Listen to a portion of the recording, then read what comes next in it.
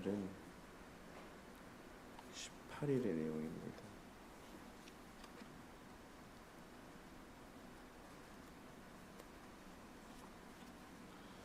네, 18일의 내용은 이 계명이 금지하는 죄입니다. 그래서 사실 금지하는 죄의 내용은 같이 한번 쭉 읽어보면 나을 것 같습니다. 뭐 세세하게 총 교리 해설에도 언급되어지고 있는 것처럼 8가지의 항목으로 이 계명에서 금하고 있는 죄가 무엇인지를 언급하고 있는데, 먼저 우리 계명의 내용들을 쭉 살펴보고 교리 해설의 내용을 보도록 하겠습니다. 같이 합독하겠습니다. 시작. 제2계명에서 금지하는 것은 무엇입니까? 제2계명에서 금지하는 것은 형상을 만들어 하나님을 예배하거나 혹은 그분의 말씀이 제정하지 않은 다른 방식으로 예배하는 것입니다. 제2계명에서 금지하는 죄는 무엇입니까?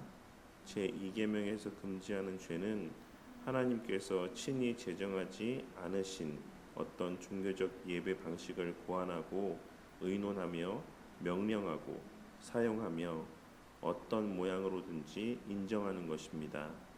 또한 거짓 종교를 용납하는 것과 하나님의 새 위격이나 그중 어느 한 위격이라도 그 표상을 우리 마음의 내적으로 만들든지 또는 아무 피조물의 어떤 형상이나 모양으로 외적으로 만드는 것이며, 이런 형상 자체를 예배하거나 혹은 이 형상으로 또는 이 형상을 의지하여 하나님을 예배하는 모든 일, 거짓 신들의 어떤 표상을 만드는 것과 이에 대한 모든 예배와 섬김입니다.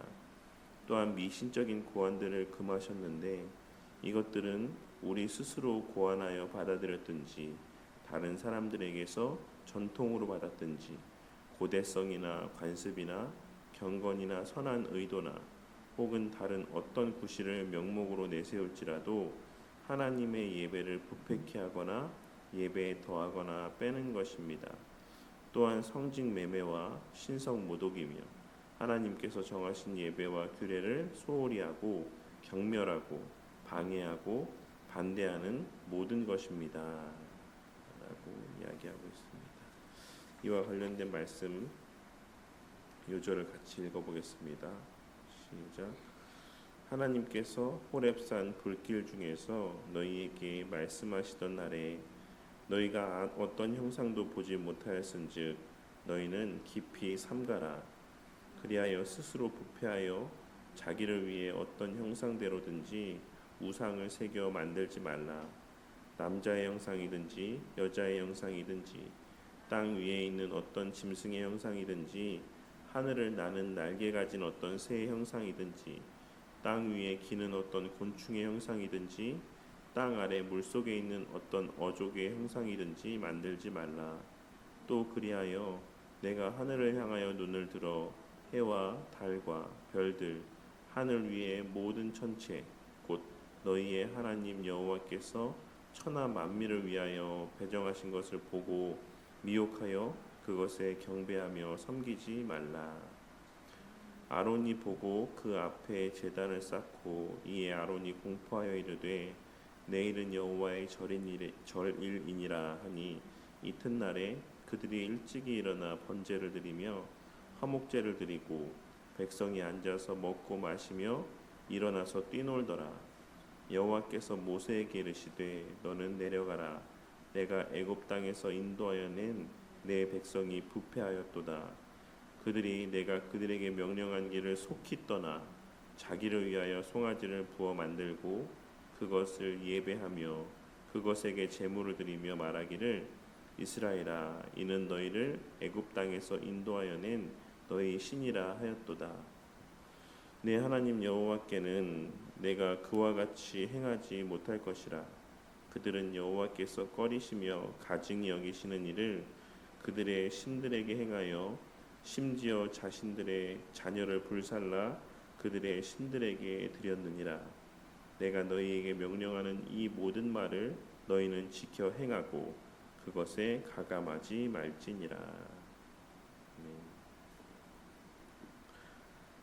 그래서 오늘 말씀의 내용들 가운데 언급되어지고 있는 사실 요지는 물론 이제 다른 신들을 섬기는 것들도 큰 틀에서는 포함되어진다라고 할 수 있겠지만, 그러니까 하나님을 섬기는 데 있어서의, 하나님께 예배드리는 데 있어서의 다른 어떤 인간적인 고안해낸 방식들을 사용하지 말 것을 말씀하고 있는 것입니다.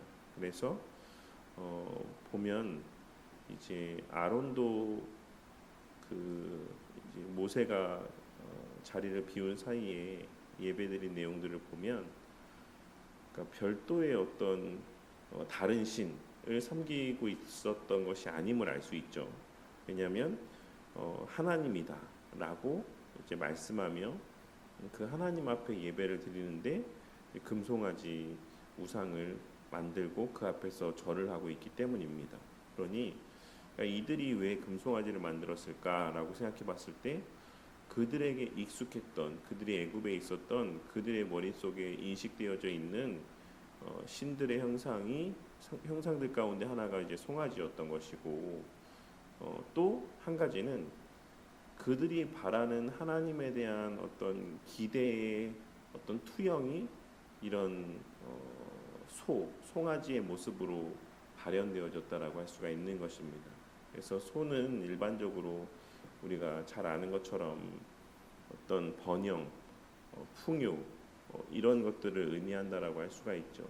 그러니 이제 광야에서의 이제 삶을 살아가야 될 이스라엘 백성들에게 있어서 그들이 기대했던 하나님의 어떤 모습이라고 하는 것, 그 하나님께 또한 바라는 바라고 하는 것은 이제 하나님께서 부요함, 풍요함의 복을 주실 것을 바라는 마음들이 그들의 그와 같은 부어 만드는 이 또 우상의 모습 가운데, 그 형상화된 모습들 가운데 투영되어 있다라고 할 수가 있는 것입니다. 이처럼 하나님께서는 어떤 형상으로도 자신에 대해서 이제 형상화하지 말 것이라고 하는 것에 대해서 이제 말씀하고 있으신 의미 가운데는 크게는 이런 두 가지 의미가 담겨 있다라고 할 수가 있어요. 하나는 하나님의 영광과 존재라고 하는 것이 어떤 피조물들 가운데 당연히 제한될 수 없기 때문에, 또 표현될 수 없기 때문에 형상을 만들지 말아라 라고 하시는 말씀을 하고 있는 것이기도 하지만, 또 하나는 그와 같은 하나님에 대한 왜곡된 인식들이 당연히 투영되어질 수밖에 없기 때문에 또 하나님께서는 형상을 만들지 말 것을 말씀하고 있다라고 할 수가 있죠. 그 이후에도 우리가 만들어내는 모든 형상들 가운데에는 당연히 우리의 하나님에 대해서 또한 바라고 기대하는 바들이 그 모든 형상들 가운데 투영되어 있을 수밖에 없습니다. 그래서 하나님께서는 그와 같이 어떤 형상으로도 자신에 대해서 이제 표현하거나 어떤 그 의미하는 대상으로 형상화하지 말 것을 이제 말씀하고 있는 것입니다. 그리고 밑에 보시면 이제 신명기 말씀해 보시면 자기의 자녀들까지도 불살라서 신들에게 바쳤다. 이 말씀이 전에는 사실 그냥 되게 잔인한 이방의 어떤 인신 공양의 모습이다라고만 생각을 했는데, 물론 이런 모습들이 많이 있었죠. 과거에 신들 가운데에는 이렇게, 그러니까 신들이라니까 꼭 진짜 신이 있는 것처럼 여기지만, 뭐 멕시코 지역에 있었던 아즈텍 이제 문명 가운데도 인신 제사를 드렸던 증거들을 우리가 확인할 수가 있고, 또 동일한 맥락인지는 알 수 없지만 이제 신라 시대의 경주에서 발굴되어진 성벽터에서도 이제 그 성벽 밑에 사람들을 이렇게 묻었던 또 흔적들이 발견이 됩니다. 그래서 뭐 제가 이제 보았던 학자들의 견해로는 성벽이 견고하게 잘 이렇게 세워지고 무너지지 않도록 이렇게 그 밑에다가 어떤 미신적인 어떤 그런 종교적인 어떤 의미로서 사람들을 묻었다. 뭐 그것이 죽은 사람을 묻은 건지 산 사람을 묻은 건지는 알 수 없지만 어쨌든 뭐 그런 모습들도 발현되어지고, 또 신명기 12장에서 언급되어지고 있는 이 신은 몰렉 신이죠. 몰렉. 그래서 이후에도 이스라엘 백성들도 이런 몰렉의 어떤 이런 신을 섬겼던 모습에서 같이 자기 자녀들을 그렇게 바쳤던 그런 경우들도 우리가 기록된 말씀을 통해서 보게 됩니다. 그런데 그들이 그렇게 자기의 자식까지 바쳐가면서 이루고자 했던 것들이 무엇이었겠습니까? 당연히 다 풍요와 번영이죠. 자기들이 가장 원했던 바를 손에 쥐기 위해서 자신의 자녀들까지도 그렇게 거짓된 신에게 바쳤다라고 할 수가 있는 것입니다. 근데 이것이 오늘날에는 그렇지 않은가라고 했을 때 오늘날에는 다른 형태로의 그 자식을 그런 우상에게 바치는 어떤 그런 모습을 우리가 우리 주변의 모습을 통해서 보게 됩니다. 무슨 말이냐면 한동안 우리나라에 되게 유행했던 또 드라마가 있죠. 참교육이라는 드라마가 있는데 그 드라마에서 이제 몇 편인지 알 수 없지만 그 자녀를 의대에 보내려고 하는 부모가 나옵니다. 엄마가 나오는데 그 엄마가 이제 그 엄마의 입술에서 고백되어지는 말은 내가 자식을 위해서 희생했다라고 이렇게 이야기를 하지만 나중에 그런 대사가 있어요. 뭐 자녀가 아들이 엄마를 위해서 희생한 겁니다. 이런 이야기들을 합니다. 그러니까 그 부모가 바라는 욕구를 충족시키기 위해 그 자녀를 희생시키는 거죠. 그러니까 우리가 이스라엘 백성들이 어떻게 자기 자식을 저렇게 할 수 있냐, 자기 원하는 것을 위해서 죽이고 신에게 바칠 수 있냐라고 이야기할지 모르겠지만 오늘날에도 여전히 부모된 자들은 자신들이 바라는 욕구들을 충족시키기 위해 그 자녀들을 희생시키는 모습을 보게 될 때가 있습니다. 그래서 하나님께서는 언제나 그 자녀를 하나님의 백성으로 하나님의 자녀로 하나님의 말씀 가운데 양육할 것을 또 청지기로서 그 자녀를 또 하나님의 자녀로 잘 돌보고 양육할 것을 말씀하고 있으심에도 불구하고 육신의 부모들은 그 자식이 마치 자신의 소유물인 것처럼 생각하며 자신이 바라는 바를 대신 충족해줄 수단으로 그렇게 희생시키고 또 잘못된 방향으로 양육하는 모습들을 보게 될 때가 있는 것이죠. 그 부모가 학업적인 부분에 학력적인 부분에 컴플렉스가 있을 때에는 그 학력적인 부분을 대리 충족해줄 수단으로 그렇게 자녀들을 양육하는 경우들이 있고 물질적인 측면에서 어떤 결핍이 있는 부모라고 한다면 그 자녀들이 어떤 물질적인 측면에서 많은 어떤 그 부를 가져다 줄 그러한 자녀로 자라기를 바라고 또 양육하기를 원하는 것이 오늘날 이 시대의 많은 부모들의 어떤 삶에서 발견되어지는 모습이 아닐까 싶습니다. 그런 모습이 오늘날 이 시대의 현대판 어떤 몰렉에게 자녀를 바치는 어떤 그러한 모습이라고 할 수가 있는 것이죠. 우리가 흔히 물질에 관련된 부분을 이제 맘몬 신이다라고 이렇게 어떤 흔하게 부르곤 하는데 그런 맘몬 신에게 자녀들을 바치기도 하고 뭐 어쨌든 그래서 아이들이 어려서부터 뭐에 빠져서 사는 겁니까? 하나님과 하나님 말씀에 빠져 살아가는 것이 아니라 철저한 세상적인 어떤 물질적인 가치관 그런 물질 만능주의에 젖어서 살아가는 거예요. 그런 모습들 가운데는 알게 모르게 그 부모의 모습들이 자녀들에게 투영되어 있는 것이다라고 할 수 있는 것입니다.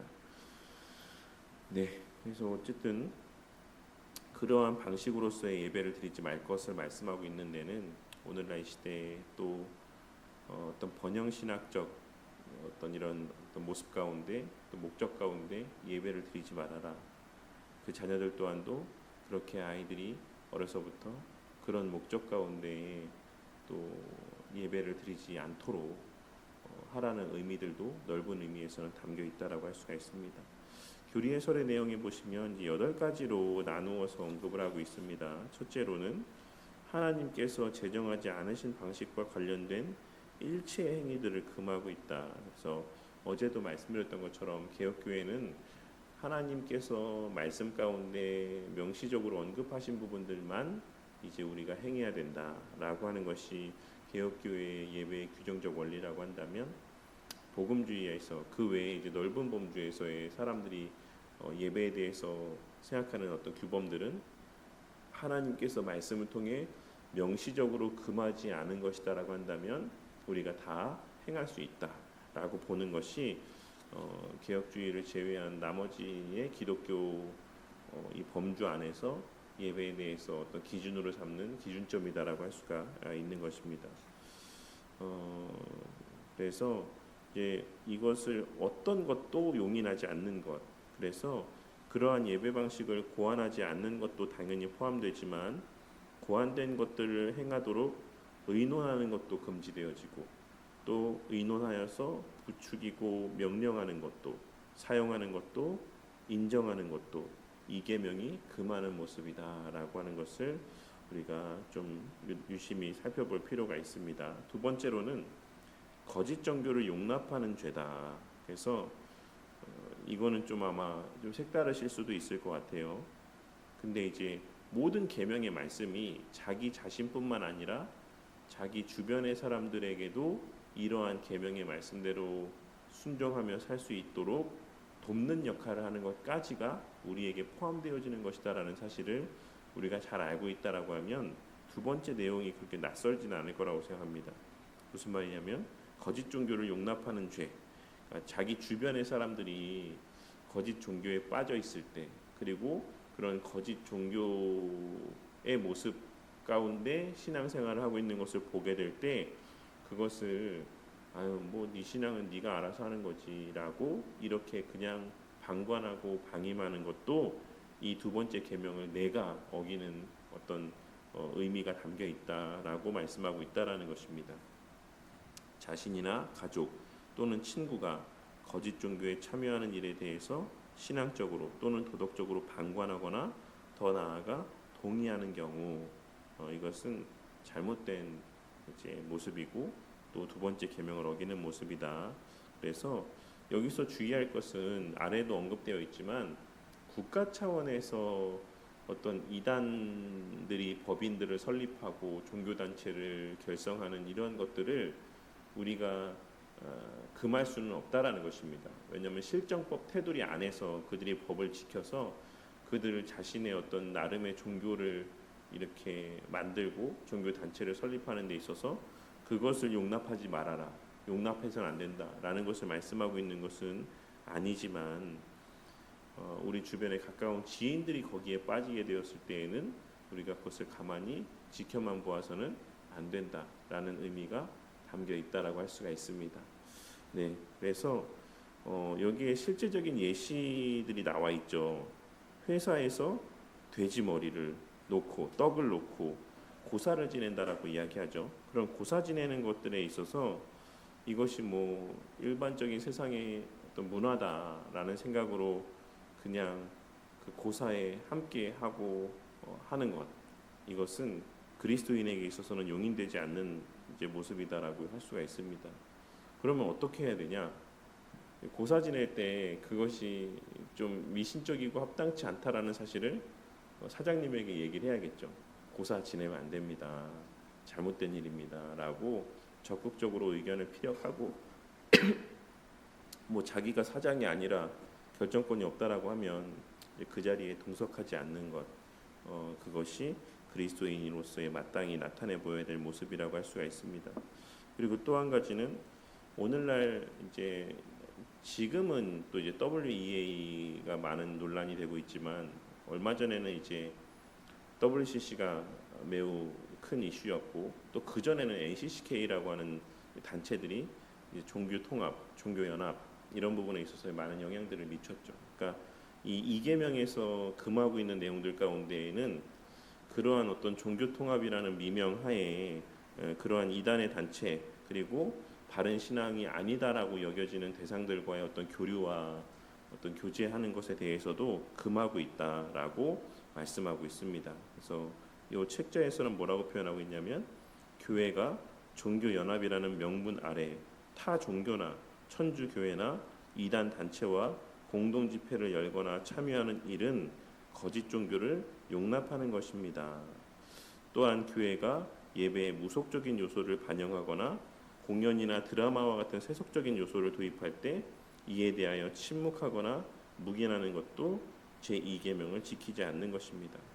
제가 이 외에 영화나 드라마를 예배와 연결돼 지어서 이렇게 표현하고 있을까라고 생각을 했었는데 최근에 이제 요 지역 안에 있는 어떤 목사님이 물론 이제 주일에 예배가 드려진 것은 아니었는데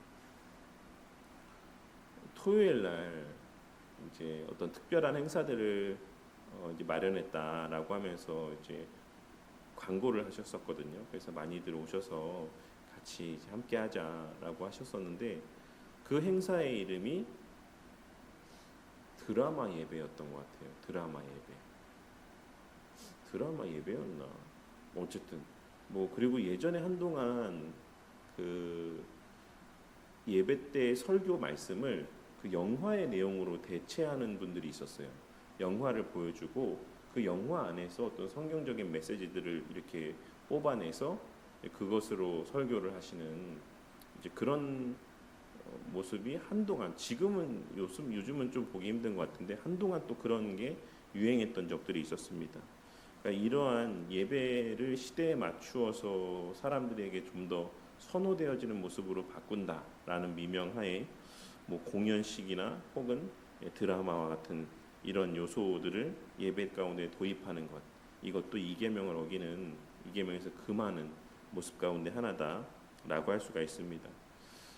그래서 이제 그 우리 성도님들과 함께 뭐 유럽의 이제 종교개혁지 이런 데를 같이 한번 가볼 때가 있을지는 모르겠지만 유럽에 남아있는 여러 개혁교회들, 전통 있는 개혁교회들을 가보면 강단이 어떻게 되어 있냐면 강단이 다 이렇게 되게 높이 되어 있습니다. 그리고 나선형 계단으로 이렇게 강단에 설교자가 올라가서 설교할 수 있게 되어 있고, 그리고 보통 예배당의 구조가 이렇게 삥 둘러서 이 강단에 집중되어지는 구조로 되어 있어요. 그러니까 어떤 무대 같은 구조가 되어 있지 않다라는 겁니다. 그러니까 오늘날 이 시대에 예전에도 한번 말씀드렸던 것 같은데 이 시대의 예배당은 전부 다 무대 형식으로 되어 있습니다.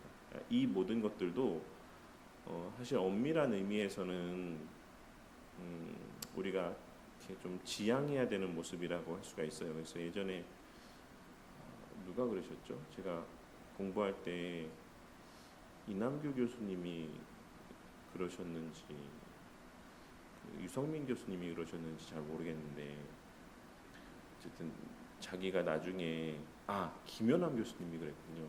네, 총신에 이제 김연남 교수님이라는 분이 있으신데 김연남 교수님이 자기는 예배당을 만약에 하나님 은혜 가운데 뭐 예배당을 짓게 되는 일들이 있다라고 하면 그런 식으로 짓고 싶다. 이렇게 쭉 모든 이제 회중들이 그 설교자를 바라보고 집중할 수 있는 어떤 그런 구조로 만들고 무대를 만들지 않는 그런 예전에 우리 신앙의 선배들이 또 이제 만들었던 그런 예배당의 형식으로 예배당을 이렇게 짓고 싶다라는 이야기를 하셨었는데 그런 맥락에서 이제 공연과 같은 세속적인 요소를 도입한다라고 하는 이 부분들은 조금 더 되게 넓은 범주에서 우리가 좀 이해할 수 있고 좀 생각해 볼 수 있는 내용들이 있다라고 생각합니다. 찬양 예배라고 하는 것들도 물론 이름 자체는 너무 좋죠. 찬양 예배라고 하는 것이. 근데 오늘날의 찬양 예배라고 하는 것이 대부분은 뭐 아이들 젊은 사람들에게 있어서는 하나의 어떤 공연을 바라보는 식의 어떤 마음들을 예배 가운데 갖게 되는 어떤 모습들이 있다라고 생각합니다. 그래서 그런 부분들도 우리가 좀 주의해야 되는 부분들이 아닐까라고 생각합니다. 그래서 두 번째 부분에서 거짓 종교를 용납하는 죄에는 상당 부분 많은 내용들이 포함되어 있어요. 주변의 사람들, 내 가족이나 친지나 뭐 친구나 가까운 사람들이 그런 어떤 모습들 가운데 예배를 드리는 것을 용납하는 것도 안 된다. 그리고 또한 그렇기 때문에 회사나 어느 다른 곳에서도 이런 미신적인 요소들을 행하는 것에 있어서 함께 동참하거나 묵인하는 것 안 된다. 그리고 예배에 있어서 여러 무속적인 요소들을 도입하는 것도 안 된다. 라고 이제 말씀하고 있는 것입니다. 셋째로는 삼위일체 하나님의 형상을 마음속 내적으로든지 피조물의 어떤 형상으로든지 표상으로 만드는 죄, 이것도 금하는 것이다라고 말씀하고 있습니다. 성부나 성자나 성령 하나님을 어떤 방식으로도 표현해서는 안 된다.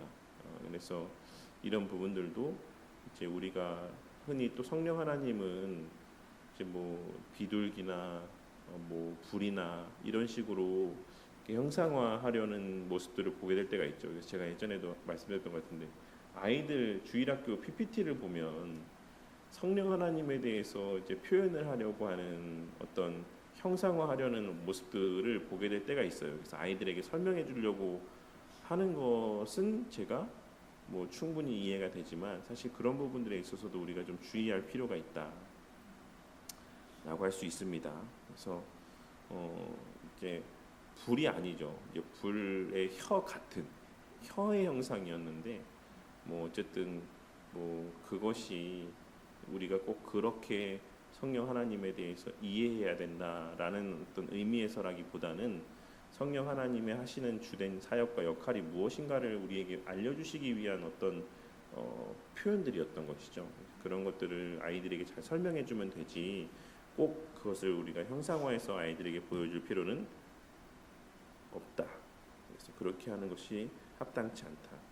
그래서 그 영화 가운데 드라마 그 책으로도 쓰여졌고 영화로도 제작이 되었던 이제 오두막이라고 하는 이제 책과 영화가 있는데 거기에 보시면 이제 성부, 성자, 성령 하나님에 대한 묘사들이 있어요. 실질적으로 이제 나오죠. 이제 배우들이 그 역할들을 이제 소화를 하는데 어떤 면에서는 삼위일체 하나님에 대해서 좀 이해하기 쉽게 잘 표현하고 있는 어떤 모습이다라고도 우리가 넓은 틀에서는 좀 이해해 줄 수 있는 여지들이 있을지 모르겠지만 사실 실제적으로는 합당치 않다라고 하는 것들도 우리가 좀 생각해 봤으면 좋겠습니다. 네 번째로는 뿐만 아니라 이렇게 만든 형상을 예배하거나 이 형상을 의지하여 하나님을 예배하는 일. 그래서 뭐 어제도 말씀드렸지만 강단에 어떤 십자가를 두지 않는 개혁교회 안에서 강단에 십자가를 두지 않는 이유가 다 그런 맥락 가운데의 모습이다라고 이해하시면 될 것 같습니다. 예전에 우리 어르신들이 뭐 십자가 목걸이를 만지작거리며 기도를 하거나 예배를 드리거나 그러니까 이런 모습에 사실 기원은 어디에 있습니까? 뭐 천주교회가 뭐 이렇게 묵주라고 그러나요? 뭐 어쨌든 그런 거를 이렇게 돌리면서 물론 횟수를 세기 위한 목적이라고 이야기를 하긴 하지만 여러 어떤 대상들 가운데 특별한 의미들을 부여해서 기도를 하고 또 예배를 드리는 모습들을 천주교회 안에서도 우리가 종종 볼 수가 있는 것입니다. 이제 그런 것들을 금하고 있다라고 말씀하고 있는 것이고 다섯 번째로는 더 나아가 거짓 신들의 표상을 만드는 일과 또 이것을 예배하는 일 다 죄다. 당연히 뭐 다른 신들에 대해서는 말할 것도 없죠. 그래서 뭐 예를 들어서 등산 좋아하시는 분들이 등산을 가면 항상 어디를 지나칩니까?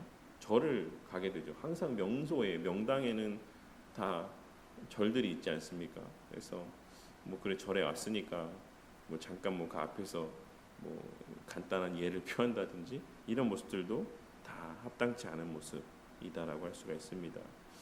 뭐 그렇다고 해서 절 자체에 가는 것 그 자체가 죄다라고 저는 생각하지는 않습니다. 근데 이제 한동안 예전에는 그런 게 있었어요. 그 뭐지 돈 내잖아요. 문화재 관리 빈가를 절에다 냈어요. 그 절을 가지 않아도 그 절이 있는 산을 오르려면 돈을 내고 그 돈이 다 절로 갔습니다. 그래서 한동안 저희 모교에 있을 때도 그래서 산을 안 갔던 것 같아요. 그 돈 내면 다 그게 다 절로 들어간다 이래갖고 그래서 한동안 산을 거의 안 갔던 것 같습니다. 근데 이제 지금은 법으로 폐지가 돼서 이제 돈 안 내도 되죠. 그래서 그런 것들 이제 네, 좀 우리가 조금만 더 숙고해 볼 필요가 있는 모습들이 있죠. 그리고 여섯 번째는 이어서 대요리 문답은 미신적 행위의 죄와 예배를 부패하게 하는 죄를 진술하고 있습니다. 그래서 뭐 부적이나 성물이나 향이나 미신적인 의식들을 예배에 더하는 것이 죄다. 그것을 전통으로 받았든지 뭐 관습으로 굳어진 것이든지 경건한 의도이든지 다른 어떤 선한 의도이든지 어떤 명목을 내세운다라고 할지라도 이제 본래 요구되어 있지 않은 모습들을 더하는 것은 다 죄다. 그래서 예전에 김수환 추기경이 이제 죽었을 때 그 장례 치르는 모습을 막 TV에서도 방영해주고 그랬었는데 그때도 그 향 같은 것을 피워서 그 주변을 막 돌아요.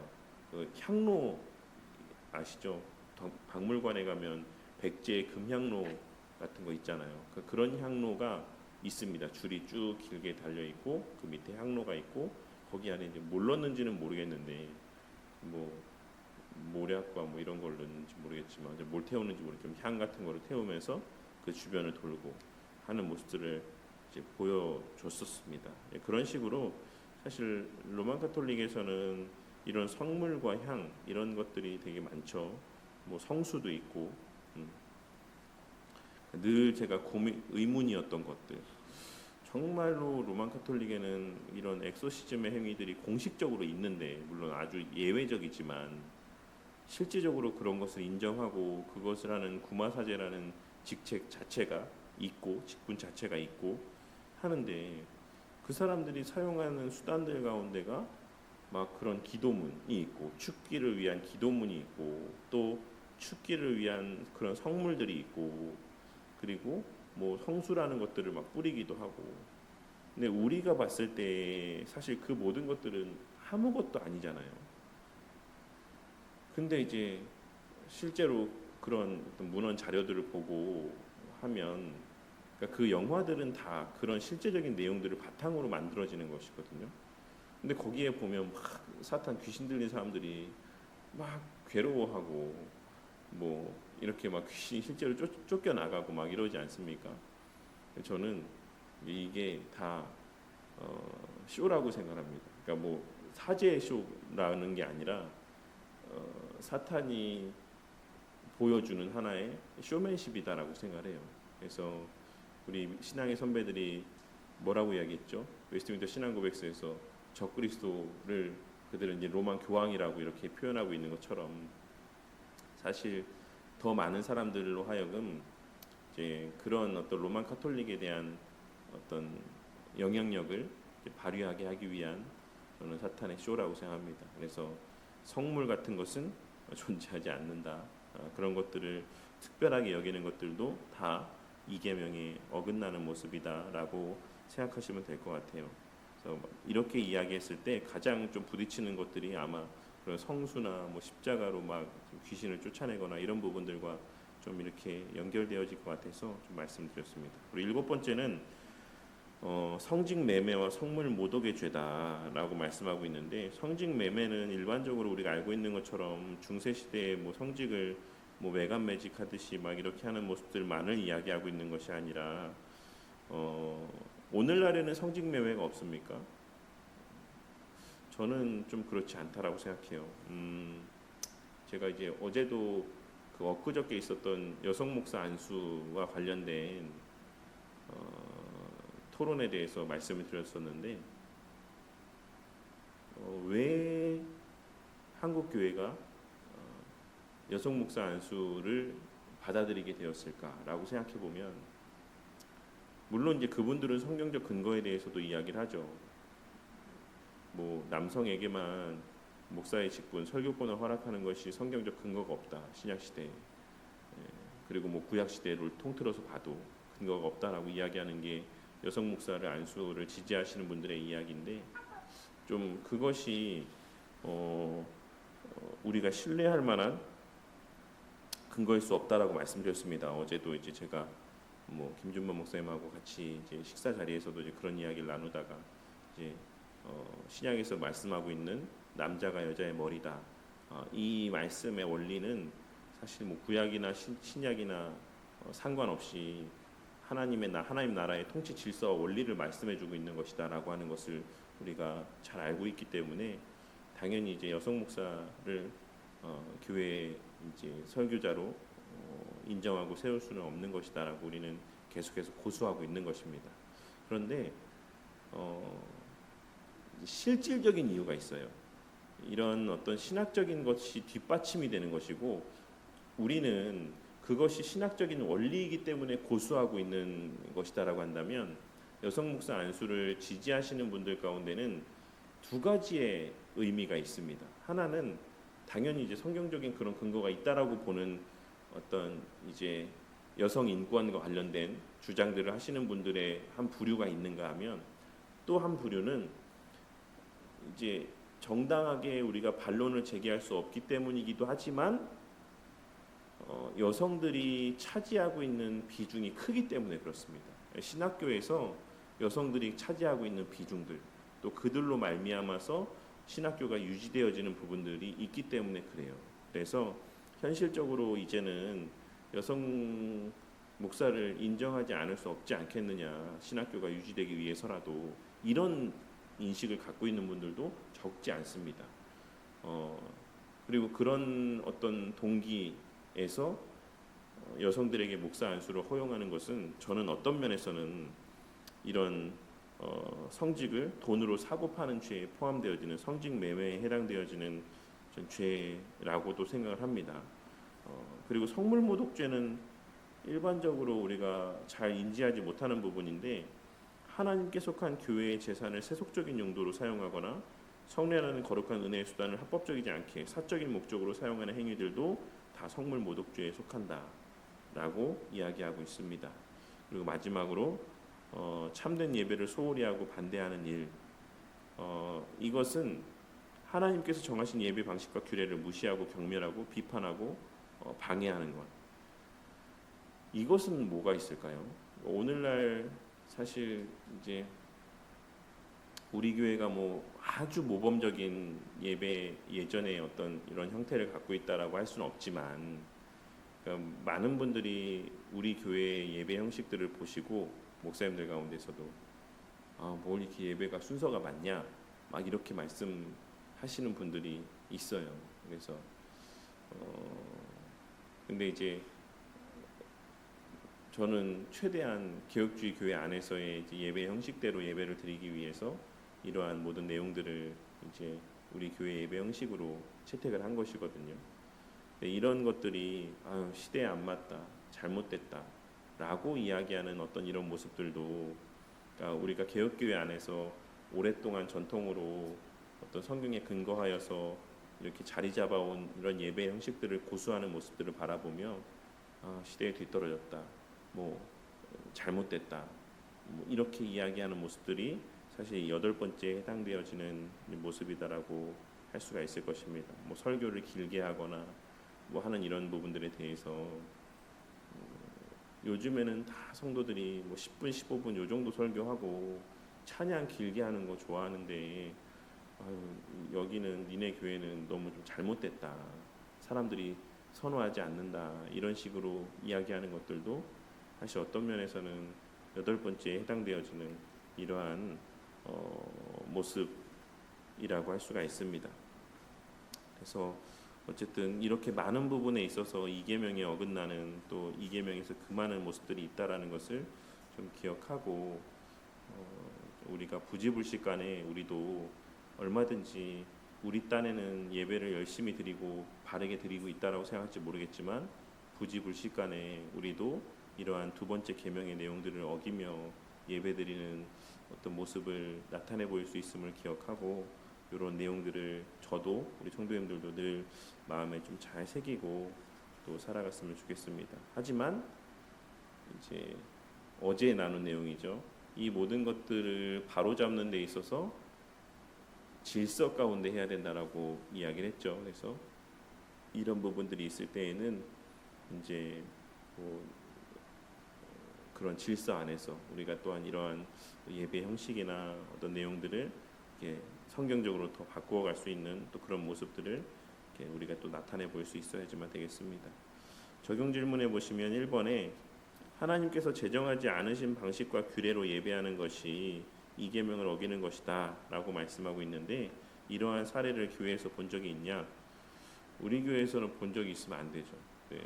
네. 근데 제가 앞서 말씀드렸던 것처럼 드라마 예배라고 하는 것들, 이런 모습들, 영화의 한 부분을 예배 시간에 설교 대신 보여주고 거기서 어떤 성경적 교훈을 찾아서 성도들에게 이야기해주는 이런 모습들, 그리고 어떤 면에서는 저는 사실 찬양 예배도, 그러니까 본 예배를 찬양 예배로 드리는 것은 합당치 않다라고 생각합니다. 이제 팀 켈러 목사님은 지금 이제 돌아가셨지만 팀 켈러 목사님 같은 경우는 예배를 두 번 이제 드리는 그 두 번의 예배를 성격을 아주 다르게 규정을 했습니다. 한 번은 이제 당연히 신앙 있는 사람들을 위한 예배를 드리고 그다음에 이제 전도를 위한 또 그런 목적에서의 예배를 드리기도 했죠.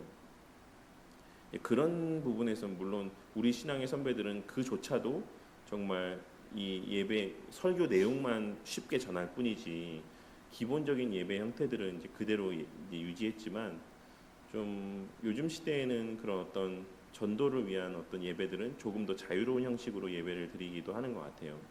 그런 것은 좀 별개로 하고 본 예배조차도 찬양 예배 형식으로 앞뒤로 찬양을 아주 길게 하고 거의 뭐 예배의 3분의 2 정도는 뭐 찬양을 하고 정말 설교나 나머지 시간들은 아주 짧게 하는 것들, 이런 것들도 사실 첫 번째 질문에서 이 계명을 어기는 모습 가운데 포함되어질 수 있다라고 할 수 있고, 요즘에는 되게 흔해졌는데 그 말씀 뽑기 아시죠? 연말에 이제 송구영신 예배 때 말씀 뽑기 하는 교회들이 정말 많습니다. 요즘에는 이 또한도 저는 이 계명을 어기는 어떤 모습이다라고 생각을 해요. 전에도 제가 여러 차례 말씀드렸지만 우리가 임의대로 말씀을 뽑아서 그 말씀을 나의 일련의 말씀으로 삼는다라고 하는 것이 성경 어디에도 근거되지 않는 모습이다라고 할 수 있고, 더더군다나 그 말씀들 가운데는 저주의 말씀은 하나도 없습니다. 오직 복된 말씀만 있어요. 그러니까 어떤 분이 그런 얘기를 하더라고요. 내가 정말 100번 양보해서 그거를 가능하다라고 한다면 거기에 모든 저주의 말씀도 동일한 비율로 넣어놓으면 내가 그래도 인정하겠다, 이렇게 얘기하시는 목사님도 있어요. 그래서 어떤 사람은 막 진짜 아주 하나님의 저주의 말씀을 막 뽑고 이렇게 되면 모르겠지만 사실 다 복된 말씀들만 넣어놓고 자기의 일련의 말씀이다라고 여긴다라는 자체가, 일단 말씀 자체가 제한되어 있고 뽑을 수 있는 것 자체가, 그걸 누가 제한한 겁니까? 사람들이 임의로 제한한 거죠. 그런 거를 하나님이 주신 말씀인 것처럼 여기면서 살아가는 것도 다시 합당치 않다라고 할 수 있죠. 제2계명은 두 번째, 거짓 종교를 용납하지 않아야 된다라는 사실을 명령합니다. 거짓 종교를 용납하지 않고자 할 때 사입이나 이단 단체가 종교 법인으로 등록하고자 하는 일에 대해서 어떻게 대응해야 되겠습니까? 일단은 제가 앞서도 이제 김병현 교수님이 여기서 써놓은 내용에서처럼 이단, 거짓 종교 단체에 대해서 법인 설립 허가를 내주는 일, 그 자체가 거짓 종교를 용납하는 것은 아니다라고 이야기하고 있어요. 그래서 그들이 법의 테두리 안에서 종교 단체를 설립하는 것 자체를 우리가 어떻게 용인하지 않을 수는 없습니다. 그런데 얼마든지 합법적인 방식으로 이의들을 제기할 수 있습니다. 이제 그들이 갖고 있는 여러 가지 폐해들, 폐단들, 이런 것들을 이제 구청에다가 이제 민원을 넣고 어떤 이런 식으로 정식적인 루트를 통해서 이의들을 제기할 수 있죠. 그래서 될 수 있으면 이러한 단체들이 등록되지 않도록 하는데 국민으로서, 국가의 시민으로서 그 권리들을 또 질서들을 사용하여서 대응하는 것은 바람직하다.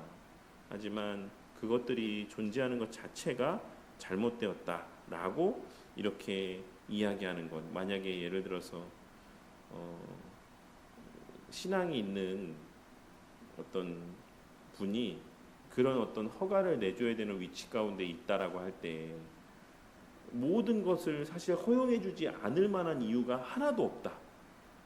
그런데도 나는 기독교인이니까 나는 이 계명을 어기지 않기 위해서 나는 여기 단체가 설립되는 것을 허가해주지 않겠다라고 이야기하는 것은 또 합당치 않다라고 이제 말씀하고 있는 거예요. 무슨 말인지 아시겠죠?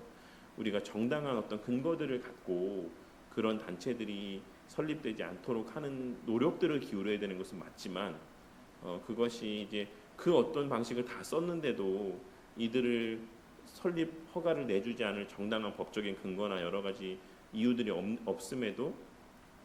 없어서 이제 허가를 내주는 것에 대해서 저 사람이 이 계명 어겼어라고 이야기하는 것은 합당치 않다라고 할 수가 있는 것입니다. 3번에 여러분은 오랜 관행으로 행하여 온 미신적인 의식이 예배 가운데 들어와 있다라고 여기는 것을 보거나 발견한 적이 혹시 있습니까? 이와 비슷한 경험이 있다면 뭐가 있을까요? 사실 되게 조심스러운 부분이긴 하지만 어쨌든 옛날 어르신들이 성경책이나 십자가를 되게 특별하게 보는 것, 여기는 것 이런 것들도 좀 우리가 조심스럽게 대해야 될 부분이고 그리고 이제 옛날 어르신들은 예배당을 다 뭐라고 불렀죠? 성전이라고 부르셨죠. 그래서 예배당 성전에서는 너희들 이렇게 하면 안 돼 이런 말씀들을 많이 하셨는데 그 말씀에 담겨 있는 그 마음의 중심은 너무 귀합니다. 우리가 그것까지 폄하하면 안 돼요. 그렇지만 잘 알려줘야죠. 이곳이 다른 것과 특별하게 더 어떤 거룩함의 측면에서의 어떤 그런 의미들을 지니지는 않는다라고 하는 것. 우리가 이곳에서 모이기 때문에 그 모임 자체가 귀하고 소중한 것이지 이곳이 요 바깥 복도보다 막 더 거룩한 땅이고 이렇지는 않다라는 것입니다. 네, 우리도 모르게 그러니까 뭐 심리적인 부분에서 우리가 또 여러 가지 다른 외적인 부분에서 뭐 예배당에 와서 기도하고 예배당에 와서 있을 때 더 마음이 편하고 이런 것들은 있을 수 있습니다. 그러니까 이 자체를 다 부정하는 것이 아니라 어떤 이곳이 더 거룩하다, 이곳이 더 영적이다, 이런 식으로 여기는 것은 조금 우리가 생각해볼 필요가 있는 모습이다라고 할 수가 있습니다. 우리 안에 알게 모르게 자리하고 있는 그리고 물론 특별한 경우에 이제 물론 바울 선생님도 사도도 이제 장로들의 안수하여 기도하는 것에 대한 가치들을 이야기하긴 했지만 그런 특별하고 예외적인 경우를 제외한 경우에서도 이제 목사의 기도가 더 특별하다라고 여기는 것도 어떤 면에서는 좀 미신적인 의미들이 담겨 있죠. 목사나 성도님들이나 똑같이 하나님 앞에 기도하는 것입니다. 그리고 성령 하나님께서 그 기도를 도우시고 예수 그리스도께서 그것을 대언해 주시는 거죠. 이 원리는 누구나가 다 똑같아요. 뭐 목사가 기도한다고 해서 더 특별히 효력이 있고 성도님들이 기도한다라고 해서 덜 효력이 있는 것은 아닙니다. 근데 이제 이 또한도 우리 옛날 이제 어르신들 같은 경우에는 목사님 기도 받아야 돼 이런 표현들 기도를 받는 건 아니죠. 함께 기도하는 거죠. 근데 이제 옛날 어르신들의 마음 가운데는 목사의 기도를 받는 것이 특별한 어떤 효력이 있는 것처럼 여기는 모습들도 큰 틀에서는 교회 가운데 한국 교회 가운데 이제 내려온 좀 어떤 모습이지 않을까 우리가 좀 한번 다시 생각해봐야 되는 주의해야 될 모습이지 않을까 싶습니다. 네, 뭐 그 외에도 하나하나 이야기하자면 많지만 뭐 요 정도가 있지 않을까 싶습니다. 4번 여러분은 성직 매매나 성물 모독에 해당되는 죄를 범하는 현상에 대해서 우리 교회나 혹은 다른 교회에서 듣거나 본 적이 있습니까? 이것도 본 적이 있으면 안 되죠. 네, 그래서 주변에서는 모르겠습니다. 어쨌든 우리가 교회의 어떤 재산들이란 어떤 소유들을 정말 교회 공동체의 어떤 일들을 위해서 사용하는 것은 이제 합당하다라고 할 수 있지만 그 외적인 용도로 사용하는 것은 또 합당치 않다. 그리고 이제 어떤 여성 목사를 요즘에 이제 인정하는 것, 그러니까 예전에도 제가 말씀드렸지만 사실 목사 한 수를 주지 않을 거면서 MDB 과정, 목회학 석사 과정에 여성들을 받는 것도 자체도 사실 좀 생각해봐야 되는 문제가 아닌가 싶습니다. 충분히 다른 방식으로도 그냥 신학 석사 과정을 밟을 수는 있죠. 신학 석사, 신학을 더 배우는 데 있어서. 근데 목회학 석사 과정을 허용해주고 그리고서 목사 안수를 안 준다? 이거는 조금 그분들의 논리 가운데 하나예요. 아니 그럴 거면 받질 말아야지. 받을 때는 언제고 이제 너넨 여자니까 목사 안수는 못 줘. 이렇게 이야기하는 거는 그리고 또 설교권도 없어 라고 이야기하는 거는 그게 지금 총신대 안에서 논의되어지고 있는 한 내용이긴 하거든요. 이건 말이 안 되는 거 아니냐. 그래서 어쨌든 이런 부분들도 우리가 좀 생각해 봐야 되는 부분이다라고 생각합니다. 네, 어쨌든 이렇게 1계명에서 금하고 있는 내용들도 많지만 2계명에서 금하고 있는 내용들도 많다.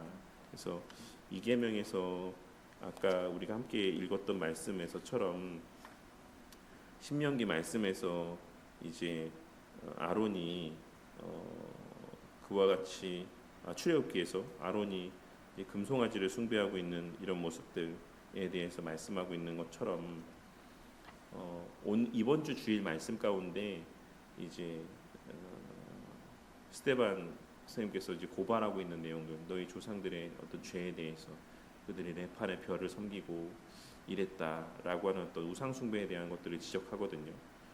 그 말은 너희들이 실제로는 그렇게 열심을 다해서 하나님을 섬기고 율법을 지킨다라고 이야기할지 모르겠지만 너희들도 니네 조상들과 마찬가지로 우상을 숭배하는 것과 똑같아.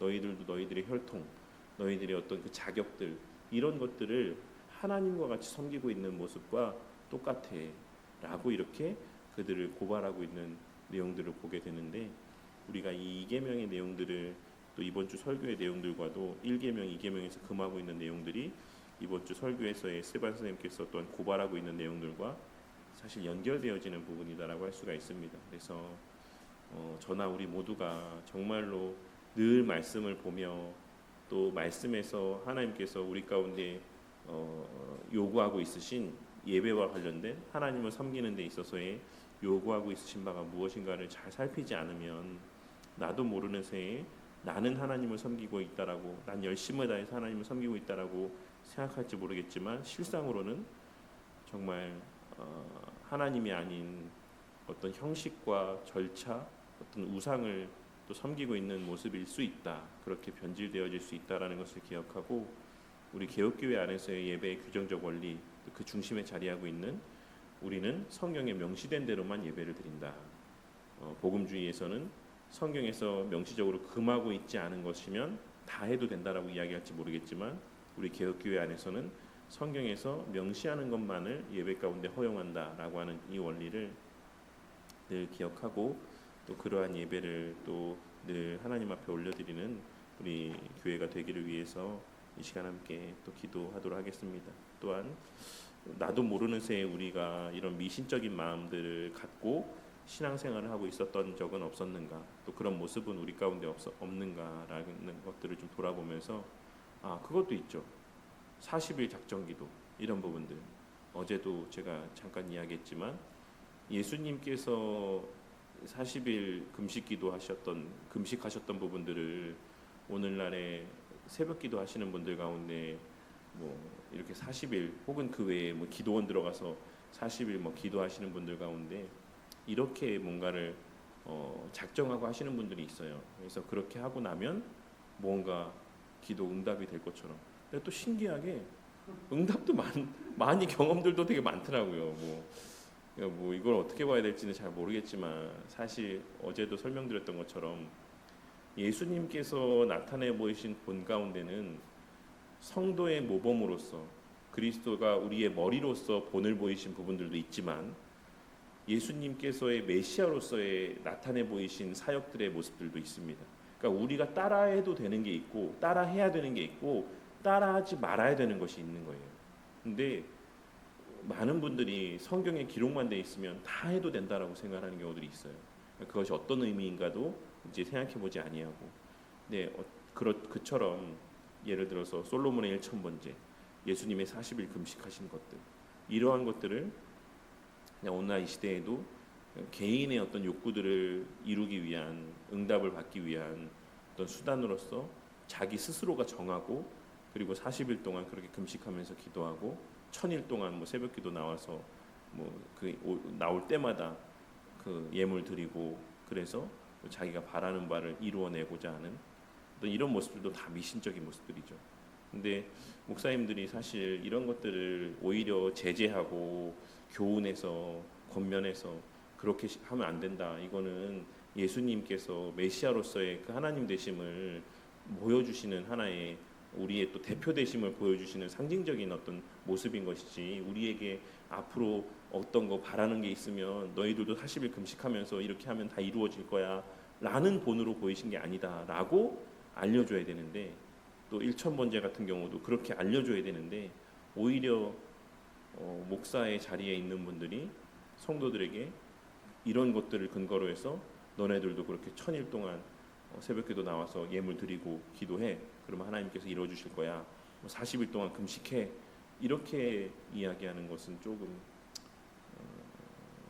우리가 좀 생각해 봐야 될 부분이 아닌가 싶습니다. 그래서 어쨌든 우리 교회뿐만 아니라 한국 교회 안에도 알게 모르게 미신적인 요소들이 정말로 많습니다. 일부분만 얘기했지만 그리고 그것은 모든 인간이 다 이런 부분에 있어서 연약하기 때문에 그래요. 그래서 우리라고 예외일 수 없다라는 사실을 기억하고, 우리도 얼마든지 그렇게 잘못된 방향으로 우리의 신앙이 왜곡될 수 있다라는 것을 기억하며 언제나 주의 말씀 앞에 깨어있는 또 온전한 예배를 올려드리기 위해 힘쓰는 우리 교회가 되기를 위해서 함께 기도하고, 또 비가 많이 오죠. 오늘 이제 또 아이들 공부하러 또 오고 또 이렇게 여러 가지 주에 준비하는 일정들 가운데 또 하나님께서 지켜주시기를 위해서 오고 가는 발걸음들을 지켜주시고, 또 새벽에도 이제 재난 문자가 많이 왔는데 계양구 쪽이 더 많이 비가 온 것 같아요. 근데